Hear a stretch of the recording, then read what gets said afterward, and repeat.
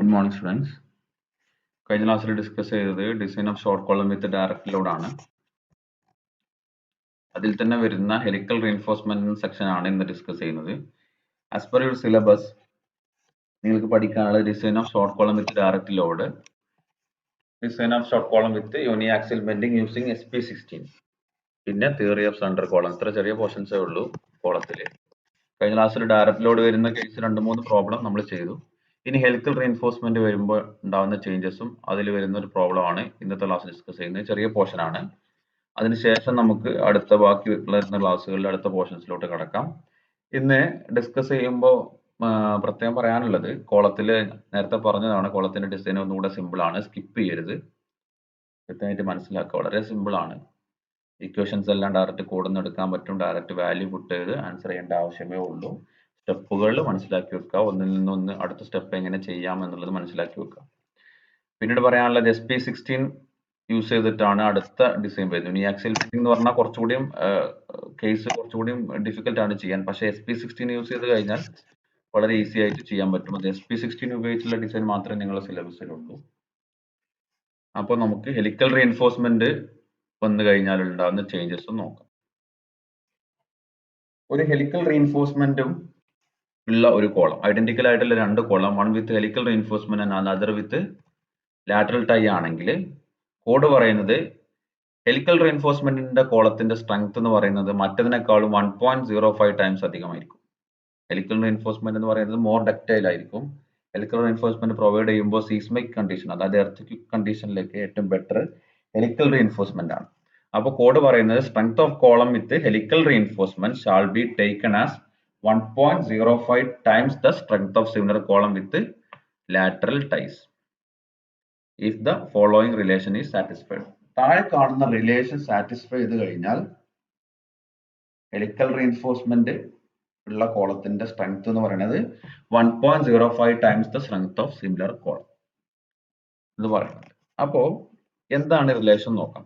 Relation പറയുന്നത് volume of helical reinforcement by volume of core should be greater than 0.36 into AG by ACK minus 1 into FCK by FY.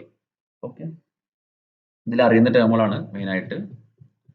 നമുക്ക് ആ ടേമുകൾ volume of helical റീഇൻഫോഴ്സ്മെന്റും volume of കോറും നമുക്ക് അവിടെ നിൽക്കട്ടെ. ബാക്കി കാര്യങ്ങൾ, ബാക്കി ടേംസ് നോക്കാം.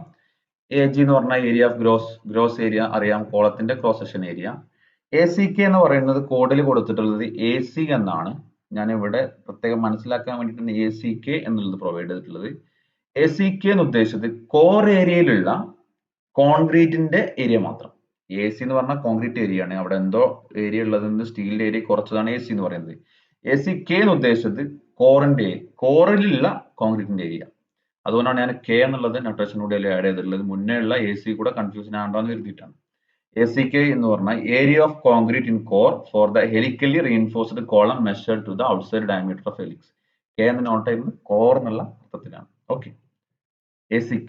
ഇനി FCK എന്താ അറിയാം, FI അറിയാം. FI യുടെ ഒരു പ്രത്യേക ക്ലോസ് കൂടെ പറയുന്നുണ്ട്. FI എന്ന് പറഞ്ഞു കഴിഞ്ഞാൽ yield strength ഓഫ് സ്റ്റീൽ ആണ്, അല്ലെങ്കിൽ ക്യാരക്ടറിസ്റ്റിക് സ്ട്രെങ്ത് ഓഫ് സ്റ്റീൽ ആണ്. പക്ഷെ not exceeding 415 newton per mm square എന്ന് പറയുന്നുണ്ട്. In case you are using FE 500D ആണെങ്കിലും ഇവിടെ വാല്യൂ എന്ത് ചെയ്യാൻ പാടുള്ളൂ, 415 ന്യൂട്ടൺ പെർ mm സ്ക്വയർ എന്നേ പുട്ട് ചെയ്യാൻ പാടുള്ളൂ.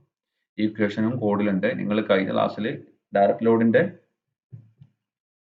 കോഡ് പറയുന്ന അതിന്റെ തൊട്ട് താഴെ തന്നെ ഈ ഇക്വേഷനും volume with short column with helical reinforcement എന്ന് പറയുന്ന ഒരു പോർഷൻ ഉണ്ട്.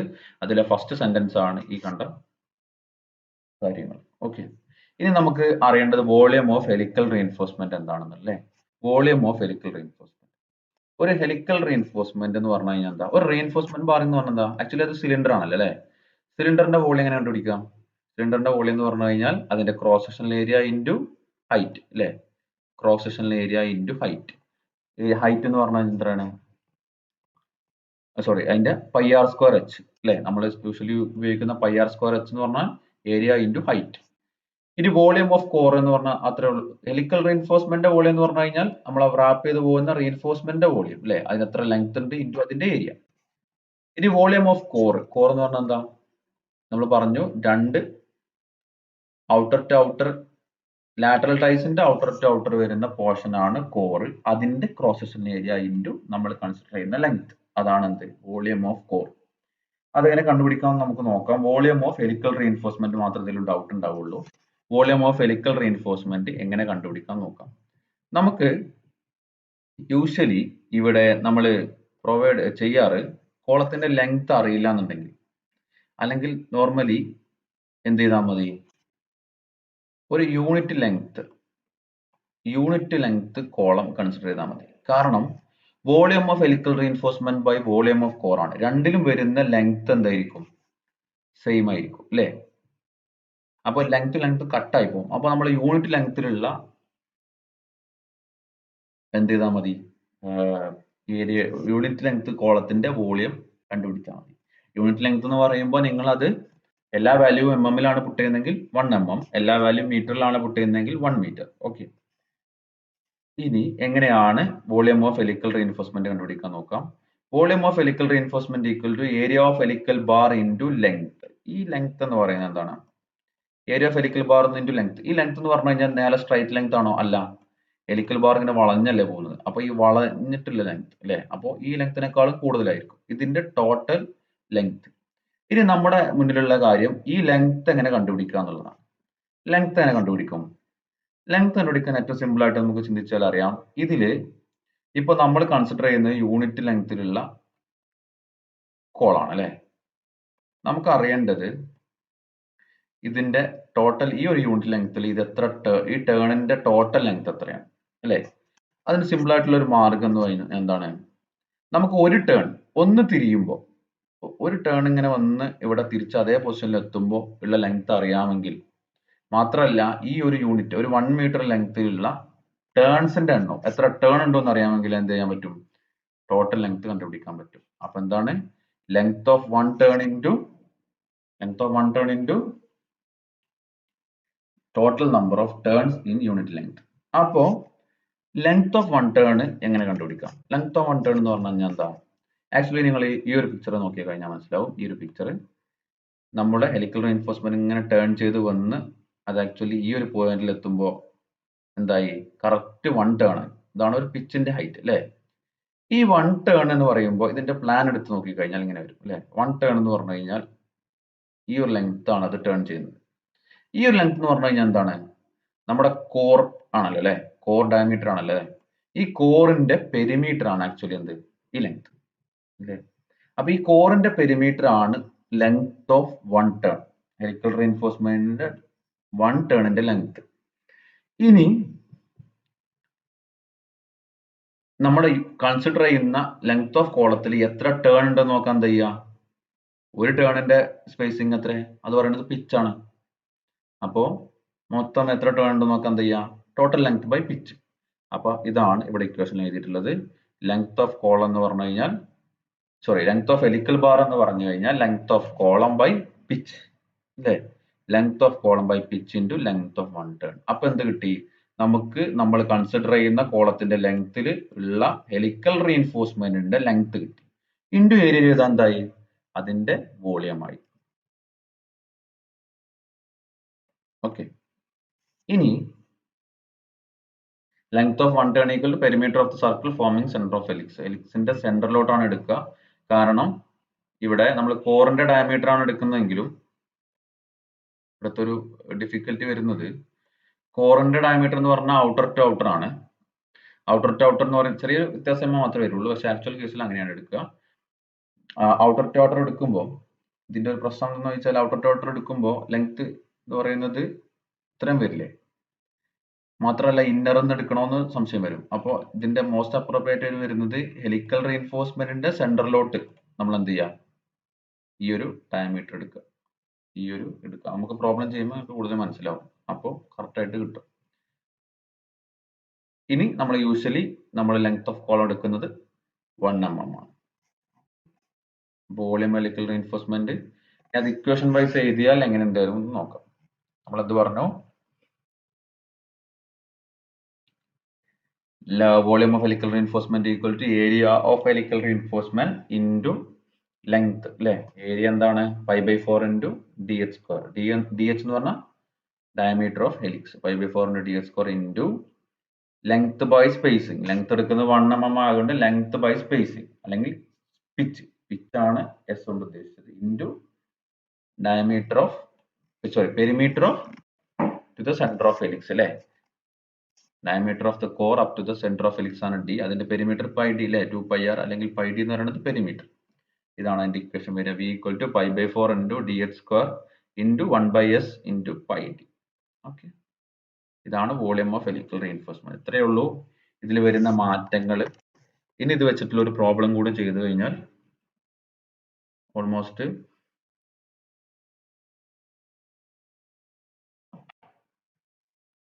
ഇന്നത്തെ ഒരു ക്ലാസ് നമുക്ക് വൈൻഡപ്പ് ചെയ്യാം. ഈ ഒരു പ്രോബ്ലം മാത്രമേ ചെയ്യുന്നുള്ളൂ. നിങ്ങൾ കൂടുതൽ അടുത്ത് വരുന്ന പോർഷൻ ഇതിന്റെ കൂടെ മിക്സപ്പ് ചെയ്യണ്ടെന്ന് വിചാരിച്ചിട്ടാണ്.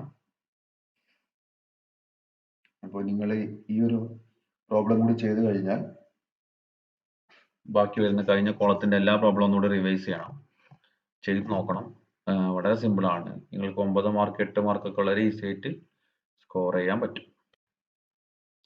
അപ്പൊ നമുക്ക് പ്രോബ്ലത്തിലോട്ട് കടക്കാം. നമ്മൾ കഴിഞ്ഞ ക്ലാസ്സിൽ ചെയ്ത സർക്കുലർ കോളം തന്നെയാണ് ഈ സെയിം പ്രോബ്ലം ചെയ്തിട്ടുണ്ട്. അത് വിത്ത് ഹെലിക്കൽ റീഇൻഫോഴ്സ്മെന്റ് ആണ് നമ്മൾ ചെയ്യാം. Design A short circular column using helical reinforcement to carry an axial load of 1000 kilonewton. Use M20 concrete and Fe 415 grade steel. Given data.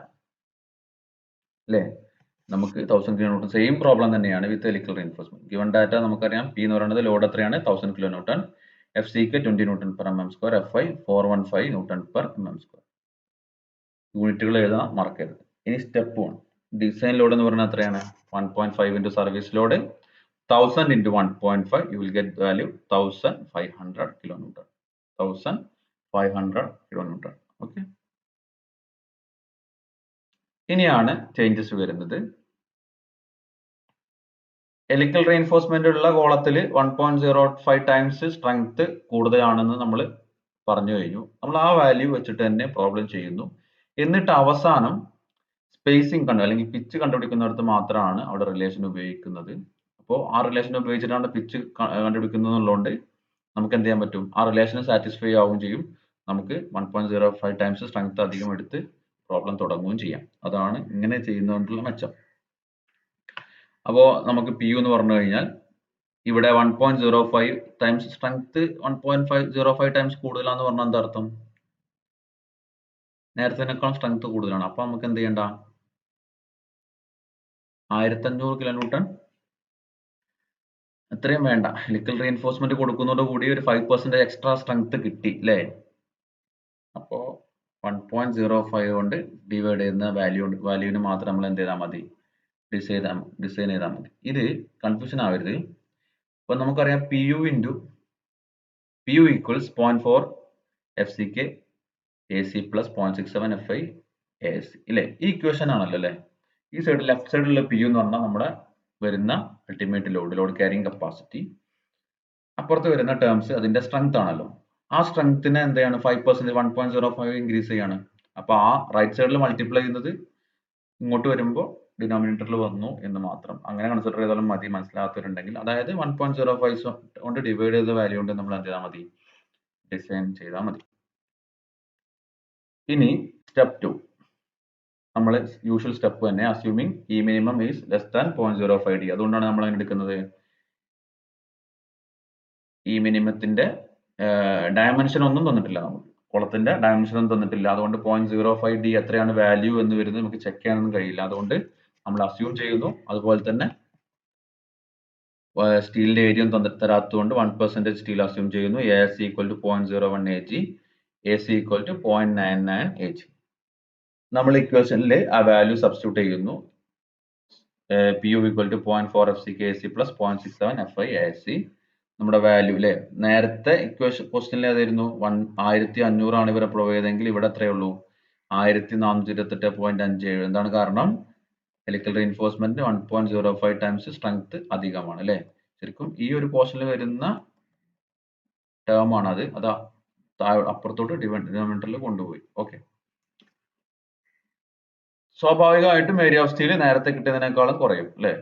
By solving we will get gross area equal gross area equal to 133,504.98.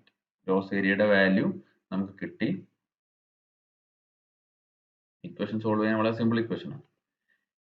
So diameter of circular column എന്ന് പറയുന്നത് എന്താണ്? 5/4 × d square value puttu ചെയ്യുന്നു, ഡിയുടെ value കിട്ടുന്നു. ഡിയുടെ value 412.29 ആണ്. Say 420 ആണ്. 420 mm നമ്മൾ പ്രൊവൈഡ് ചെയ്യുന്നു. 415 കൊടുക്കാം, കുഴപ്പമൊന്നുമില്ല. 420 കൊടുക്കാൻ കാരണം നമ്മൾ കോറിന്റെ ഡയമീറ്റർ ഒക്കെ കാണുമ്പോൾ നമുക്കൊരു 5 അതിൽ എക്സ്ട്രാ വരും. അപ്പൊ അത് ഒഴിവാക്കാൻ വേണ്ടിയിട്ടാണ്, കാൽക്കുലേഷൻ ഈസി ആക്കാൻ വേണ്ടിയിട്ടാണ് 420 റൗണ്ട് ചെയ്യുന്നത്. അത് നിങ്ങളുടെ ചോയ്സ് ആണ്. 420 റൗണ്ട് ചെയ്ത് കഴിഞ്ഞാൽ നമ്മൾ ഗ്രോസ് ഏരിയ നമ്മൾ എന്തോ റൗണ്ടിങ് ചെയ്തുകൊണ്ട് ഗ്രോസ് ഏരിയ വീണ്ടും കണ്ടുപിടിക്കുന്നു. 5/4 × 420 square 138,544.24. Okay, 16 mm dia bars assume ചെയ്യുന്നു.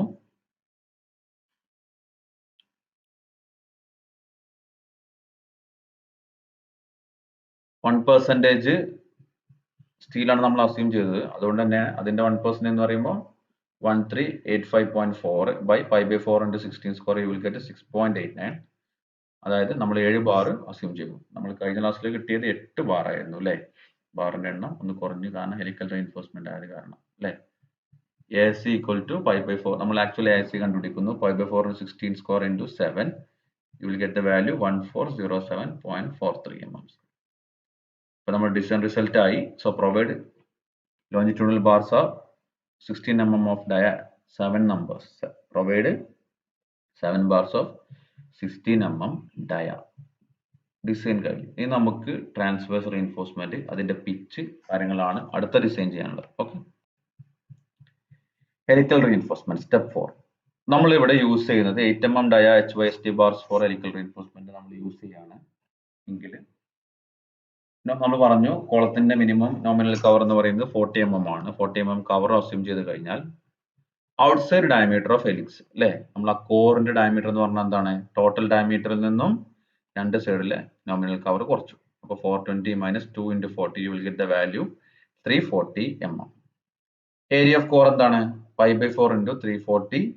ഏരിയ ഓഫ് CK ACK അല്ലേ? നമ്മൾ ഇക്വേഷനിൽ വരുന്ന ACK എന്താണ്? കോറിൽ ഞാൻ പറഞ്ഞു, കോറിലുള്ള കോൺക്രീറ്റിന്റെ ഏരിയ അല്ലേ?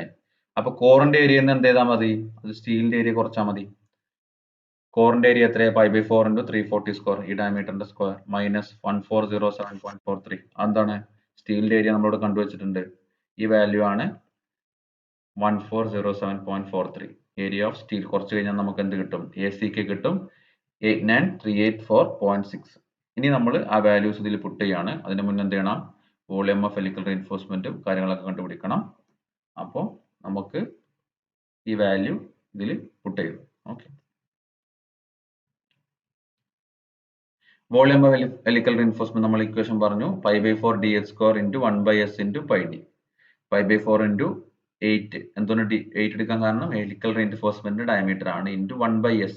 നമുക്ക് s എന്നുള്ള വാല്യൂ ആണ് കണ്ടുപിടിക്കാനുള്ളത്, പിച്ചാണ് കണ്ടുപിടിക്കാനുള്ളത്. അപ്പൊ അത് അങ്ങനെ തന്നെ നടത്തുന്നു, ഇക്വേറ്റ് ചെയ്യുന്നു, എന്നിട്ട് നമ്മൾ എന്ത് ചെയ്യുന്നു? s കണ്ടുപിടിക്കുകയാണ് ചെയ്യുന്നത്. 5 × 340 - 8. എന്താണ് 340 - 8 വരാൻ കാരണം? 340 - 8 വരാൻ കാരണം നമ്മൾ നേരത്തെ പറഞ്ഞു, ഇവിടെ ഇതിന്റെ പെരിമീറ്റർ എടുക്കുമ്പോൾ ഹെലിക്സിന്റെ സെൻട്രലിലോട്ടാണ് എടുക്കുന്നത്.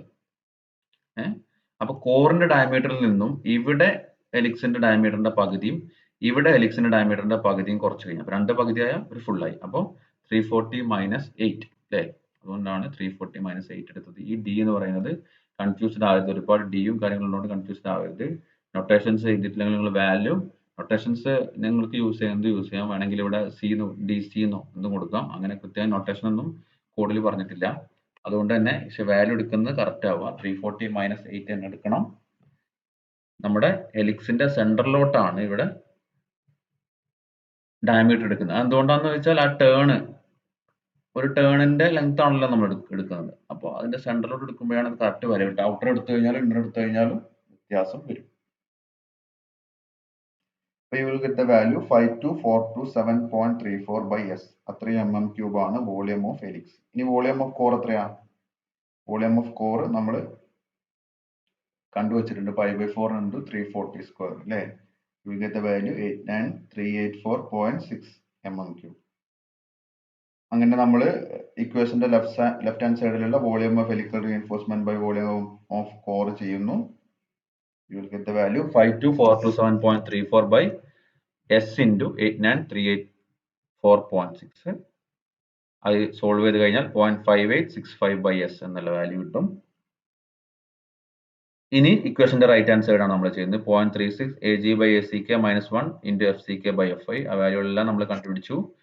0.36 into 138544.24 by 89384.6 minus 1 into 20 by 415. You will get the value 0.00954. ഇത് നമ്മൾ ഇക്വേറ്റ് ചെയ്യുന്നു. ഇക്വേറ്റ് ചെയ്യുമ്പോൾ നമ്മൾ ആക്ച്വലി ഇക്വേഷൻ എങ്ങനെയാ? Volume of helical reinforcement by volume of core should be greater than ഈ വാല്യൂ എന്നാണല്ലോ അല്ലേ? നമ്മൾ ഇക്വേറ്റ് ചെയ്തിട്ട് അതിൽ ലെസർ ആയിട്ടുള്ള സ്പേസിംഗ് കൊടുക്കുന്നു. പിന്നെ സ്പേസിംഗിന്റെ ചെക്കും കൂടെ പിച്ചിന്റെ കോഡൽ പ്രൊവിഷൻസ് കൂടെ ചെക്ക് ചെയ്തിട്ടാണ് നമ്മൾ പിച്ച് കൊടുക്കുന്നത്. ഓക്കെ, നമ്മൾ 1 and 2 ഇക്വേറ്റ് ചെയ്ത് കഴിഞ്ഞാൽ സ്പേസിംഗ് എന്ന് പറയുന്നത് 61.47 നമുക്ക് കിട്ടും. ഇവിടെ വേണമെങ്കിൽ 60 റൗണ്ട് ചെയ്യാം, 65 നോ പ്രോബ്ലം. നമ്മൾ എന്തായാലും ക്ലോസുകൾ ചെക്ക് ചെയ്തതിനു ശേഷമാണ് ചെയ്യുന്നത്. ഓക്കെ, ക്ലോസുകൾ ചെക്ക് ചെയ്യുമ്പോൾ എന്തായാലും വാല്യൂ കുറവായതുകൊണ്ട് അതിൽ ഏതാണ് ഏറ്റവും കുറഞ്ഞ വാല്യൂ അതാണ് നമ്മൾ എടുക്കുന്നത്. ഇനി അത് 60 റൗണ്ട് ചെയ്താലും കുഴപ്പമൊന്നുമില്ല. നിങ്ങൾ എന്തായാലും അടുത്തത് മസ്റ്റായിട്ട് വേണ്ടത് കോഡ് പറയുന്ന ഈ സ്പേസിംഗിന്റെ ചെക്കുകൾ, പിച്ചിന്റെ ചെക്കുകൾ എന്തായാലും ചെയ്യണം. എന്നിട്ട് മാത്രമേ പിച്ച് പ്രൊവൈഡ് ചെയ്യാൻ പറ്റുള്ളൂ.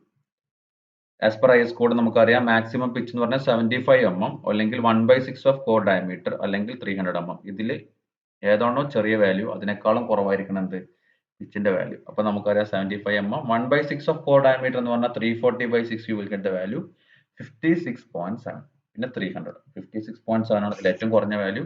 അതിനേക്കാളും കൂടാൻ പാടില്ല. അതുകൊണ്ട് അതിനേക്കാളും കുറഞ്ഞൊരു വാല്യൂ കൊടുക്കണം. നമുക്ക് സ്പേസിംഗ് വൈസ് കിട്ടിയത് 61.47 ആണ്. അതിനേക്കാളും കുറഞ്ഞ വാല്യൂ ആയ 56.7 എന്നുള്ള വാല്യൂ ഇതിലുണ്ട്. അതുകൊണ്ട് തന്നെ അതിനും കുറഞ്ഞ വാല്യൂ ആയിരിക്കണം മാക്സിമം പിച്ചിന് കൊടുക്കേണ്ടത്. ഇനി ഹെലിക്കൽ റീഇൻഫോഴ്സ്മെന്റ് കേസിൽ പിച്ചിന്റെ ഒരു ക്ലോസ് കൂടി നമ്മൾ പറഞ്ഞിരുന്നു. It should not be less than അല്ലെ? അത് മിനിമം വാല്യൂ കൂടെ പറഞ്ഞു. 25 mm അല്ലെങ്കിൽ 3 times ഡയമീറ്റർ ഓഫ് ഹെലിക്സിനേക്കാളും സ്പേസിംഗ് കുറയാൻ പാടില്ല എന്നും പറഞ്ഞിരുന്നു. 25 അല്ലെങ്കിൽ 24 അല്ലെങ്കിൽ അപ്പൊ അതിലേതാണ് 25 mm കുറയാനും പാടില്ല, 56.7 കൂടാനും പാടില്ല. അപ്പൊ നമ്മൾ എന്ത് ചെയ്യുന്നു? പിച്ച് 55 mm പ്രൊവൈഡ് ചെയ്യുന്നു. ഇത്രയാണ് ഇതിന്റെ ഡിസൈൻ. അടുത്ത ഡീറ്റെയിലിംഗ് ആണ്. അപ്പൊ സ്റ്റെപ്പുകൾ ഒന്നുകൂടെ ഒന്ന് റിവൈസ് ചെയ്യാം. നമ്മൾ ആദ്യം എന്ത് ചെയ്യുന്നു? ലോഡ് കിട്ടിക്കഴിഞ്ഞാൽ അതിനെ ഡിസൈൻ ലോഡ് ആക്കുന്നു. 1.5 ടൈംസ് കൊണ്ട് മൾട്ടിപ്ലൈ ചെയ്യുന്നു. എന്നതിന് ശേഷം നമ്മൾ ഹെലിക്കൽ റീഇൻഫോഴ്സ്മെന്റ് ആണ് പ്രൊവൈഡ് ചെയ്യേണ്ടത് എന്നുള്ള ഈ ക്വസ്റ്റ്യനിൽ പറഞ്ഞു കഴിഞ്ഞാൽ, ഇനി ഒരു കാര്യം കൂടി പറഞ്ഞു തരാം. കോളത്തിൽ നിങ്ങൾക്ക് പ്രത്യേകിച്ച് ലാറ്ററൽ ടൈസ് മാത്രം ഒന്നും പറഞ്ഞിട്ടില്ല. ഡിസൈൻ കോളം എന്ന് പറഞ്ഞു കഴിഞ്ഞാൽ ഒരിക്കലും ഹെലിക്കൽ റീഇൻഫോഴ്സ്മെന്റിലോട്ടൊന്നും പോകേണ്ട ആവശ്യമില്ല. സാധാ കോളം ലാറ്ററൽ ടൈസിന്റെ മാത്രം ചെയ്താൽ മതി. ഹെലിക്കൽ റീഇൻഫോഴ്സ്മെന്റ് കൊണ്ടാണ് പ്രത്യേകം പറഞ്ഞു കഴിഞ്ഞാൽ മാത്രം ഈ പ്രോബ്ലത്തിലോട്ട് പോയി കഴിഞ്ഞാൽ മതി. ക്വസ്റ്റ്യനിൽ അങ്ങനെ പറഞ്ഞു കഴിഞ്ഞാൽ മാത്രം ആ രീതിയിലോട്ട് പോയാൽ മതി. അപ്പൊ സ്റ്റെപ്പുകൾ നമ്മളൊന്ന് റിവൈസ് ചെയ്യാണ്. എന്നിട്ട് നമ്മൾ കിട്ടിയ ഡിസൈൻ ലോഡിനെ 1.05 ടൈംസ് 0.5 കൊണ്ട് ഡിവൈഡ് ചെയ്യുന്നു. ആ വാല്യൂ നമുക്ക് കിട്ടി. ഇനി നമ്മൾ എന്ത് ചെയ്യുന്നു?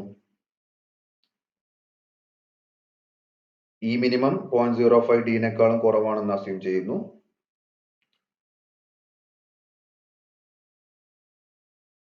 എന്നിട്ട് gross area of steel 1% assume ചെയ്യുന്നു. ഗ്രോസ് ഏരിയ 0.9 ആണ്. എന്നിട്ട് ഇക്വേഷൻ സബ്സ്റ്റിറ്റ്യൂട്ട് ചെയ്യുന്നു. ഗ്രോസ് ഏരിയ കണ്ടുപിടിക്കുന്നു. അടുത്തത് ഗ്രോസ് ഏരിയ കിട്ടിക്കഴിഞ്ഞാൽ ഡയമീറ്റർ ഓഫ് ദ കോളം നമ്മൾ കണ്ടുപിടിക്കുന്നു. ഡയമീറ്റർ ഓഫ് ദ കോളം കിട്ടിക്കഴിഞ്ഞാൽ നമ്മൾ അതിൽ നിന്നും സ്റ്റീലിന്റെ ഗ്രോസ് ഏരിയ വീണ്ടും കണ്ടുപിടിക്കുന്നു. നമ്മൾ റൗണ്ട് ചെയ്ത ഡയമീറ്റർ വെച്ചിട്ട് അതിൽ നിന്ന് സ്റ്റീലിന്റെ ഏരിയ 1% ആണ് നമ്മൾ അസ്യൂം ചെയ്തത്. അപ്പൊ സ്റ്റീലിന്റെ ഏരിയ കണ്ടുപിടിക്കുന്നു. അതിൽ നിന്ന് നമ്മൾ എന്ത് ചെയ്യുന്നു? നമ്പർ ഓഫ് ബാർസ്, നമ്മളൊരു ഡയമീറ്റർ, ഒരു ബാറിന്റെ ഡയമീറ്റർ 16 mm അല്ലെങ്കിൽ 20 mm അസ്യൂം ചെയ്തതിനു ശേഷം നമ്പർ ഓഫ് ബാർസ് കണ്ടുപിടിക്കും. അടുത്തത് നമുക്ക് ഹെലിക്കൽ റീഇൻഫോഴ്സ്മെന്റ് ആണ്. അതിന്റെ പിച്ച് ആണ് നമുക്ക് ആക്ച്വലി കണ്ടുപിടിക്കാനുള്ളത്. അപ്പോൾ അതിന്റെ വേണ്ട കാര്യങ്ങൾ നമ്മൾ കോഡിൽ നിന്നുള്ള റിലേഷൻ വെച്ചിട്ടാണ് കണ്ടുപിടിക്കുന്നത്. അപ്പോൾ വോളിയം ഓഫ് ഹെലിക്കൽ റീഇൻഫോഴ്സ്മെന്റ് വേണം, വോളിയം ഓഫ് കോർ, അതുപോലെ തന്നെ ഏരിയ ഓഫ് കോർ തുടങ്ങിയ സംഗതികൾ വേണം.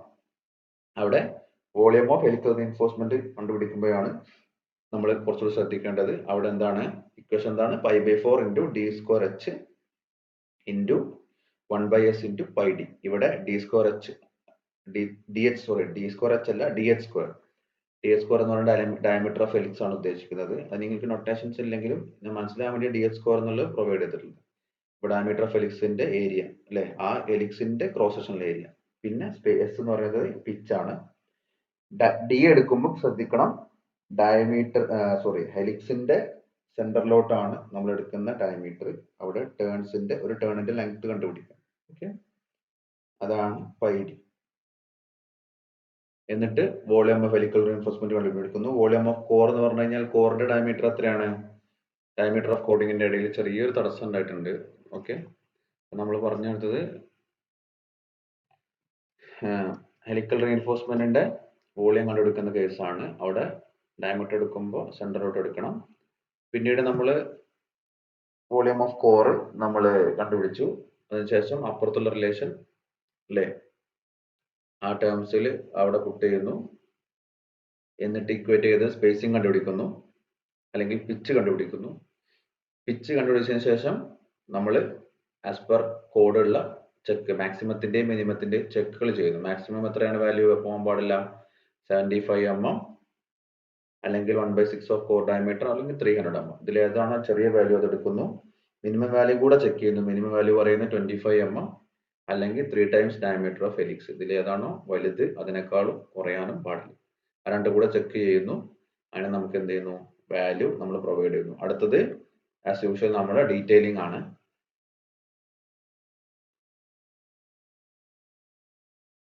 ഡിസൈൻ റിസൾട്ട്സ് നമുക്ക് സെപ്പറേറ്റ് ആയിട്ട് എഴുതി കഴിഞ്ഞാൽ നമ്മൾ സ്ലാബിന്റെ ഡിസൈൻ ഒക്കെ ചെയ്ത പോലെ എഴുതി കഴിഞ്ഞാൽ ഒന്നുകൂടെ ഇംപ്രസീവ് ആവും നമ്മുടെ പേപ്പർ കാണുമ്പോൾ. സ്ലാബിന്റെ കേസിൽ നമ്മൾ അത്രയും പ്രത്യേകം എടുത്ത് എഴുതാനുള്ള കാരണം കുറേ സ്റ്റെപ്പുകൾ ഉണ്ടാവുന്നുണ്ട്. നമുക്ക് അതിന് എന്താണ് ഇതിന്റെ ഔട്ട്പുട്ട് എന്ന് പ്രത്യേകം എടുത്ത് കാണാൻ പറ്റില്ല. അതുകൊണ്ടാണ് അങ്ങനെ എടുത്ത് എഴുതുന്നത്. കോളത്തിന്റെ കേസിൽ അങ്ങനെ വേണമെന്നില്ല, പക്ഷെ ഒന്നുകൂടെ എടുത്ത് എഴുതി കഴിഞ്ഞാൽ ബെറ്റർ ആവും. അപ്പോൾ ലോഞ്ചിറ്റ്യൂണൽ റീഇൻഫോഴ്സ്മെന്റ് എന്താണ്? 7 bars of 16 mm dia. Transverse reinforcement എന്ന് പറയുന്നത് 8 mm dia helical reinforcement with pitch equal to 55 mm. Drawn ചെയ്തിരിക്കുന്നു. 420 mm ഡയമീറ്റർ ആണ് അല്ലേ, നമ്മൾ കൃത്യമായിട്ട് വരച്ചിരിക്കുന്നു. 7 ബാറുകളെ പ്ലേസ് ചെയ്യുമ്പോൾ എന്ത് ചെയ്യണം? ഈക്വൽ ഡിസ്റ്റൻസിൽ വേണം പ്ലേസ് ചെയ്യാൻ. Okay, as 7 in 16/5 8 mm at 55 mm center to center. അല്ലെങ്കിൽ ഇവിടെ സെന്റർ ടു സെന്റർ എന്ന് പറയുന്നത് pitch of helical reinforcement equal 55 mm എന്ന് എഴുതിയാലും മതി. ഓക്കെ, ഇത്രയാണ് helical column with helical reinforcement എന്ന് പറയുന്ന പോർഷൻ വരുന്നത്. അടുത്ത ക്ലാസ്സിൽ നമുക്ക് SP16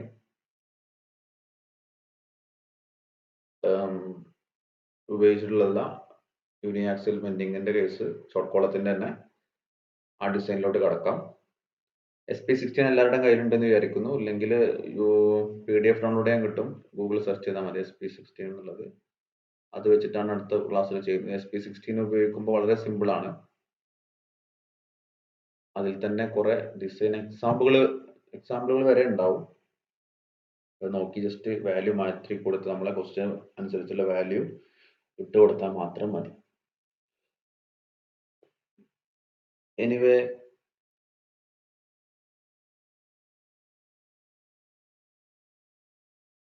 ഇത്രയാണ് ഹെലിക്കൽ റീഇൻഫോഴ്സ്മെന്റ് കേസ് പറയാനുള്ളത്. ഡൗട്ടുകൾ ഉണ്ടെങ്കിൽ ചോദിക്കുക. ഇതിൽ ഇപ്പോൾ കൺഫ്യൂസിംഗ് ആയിട്ടുള്ള ഒരു ഭാഗം കുറച്ചെങ്കിലും ആ വോളിയം ഓഫ് ഹെലിക്കൽ റീഇൻഫോഴ്സ്മെന്റ് കണ്ടുപിടിക്കുന്നതാണ്. ഡൗട്ട് ഉണ്ടെങ്കിൽ ചോദിക്കണം, അല്ലെങ്കിൽ മനസ്സിലായ കുട്ടികളുടെ അടുത്തുനിന്ന് ചോദിച്ച് മനസ്സിലാക്കുക. പിന്നീട് കുറച്ചുകൂടി എന്താ പറയാ, ഇന്ററാക്റ്റീവ് ആവുക സെഷൻസ്. ഇടയ്ക്ക് നമുക്കൊരു ഗൂഗിൾ മീറ്റ് വെക്കാം. കാരണം ഇത് വൺ സൈഡ് മാത്രം ആയതുകൊണ്ട് നിങ്ങളെ ഭാഗത്ത് എത്രത്തോളം നിങ്ങൾക്ക് വാച്ച് ചെയ്യേണ്ടതെന്ന് മനസ്സിലാവുന്നില്ല. എനിവേ, നമ്മൾ ഇന്ന് വൈൻഡപ്പ് ചെയ്യാണ്.